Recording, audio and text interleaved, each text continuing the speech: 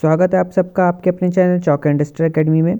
और आज जो एएमयू की आंसर की आई है वो है बीए एलएलबी की। तो आप सभी जैसे बच्चों को पता है कि बीए एलएलबी की आंसर की सभी के लिए प्रोवाइड नहीं करी जाती है। आपको उसको चेक करने के लिए अपना एप्लीकेशन नंबर, रोल नंबर और जो पासवर्ड है वो डालकर आपको डाउनलोड करनी होगी उनकी साइट से। तो आपको डिस्क्रिप्शन में इसका लिंक मिल जाएगा जहां से आप अपना आंसर की देख सकते हैं। तो जुड़े रहिए हमारे चैनल के साथ और सब्सक्राइब करना ना भूलिए हमारे channel chalk and duster academy को।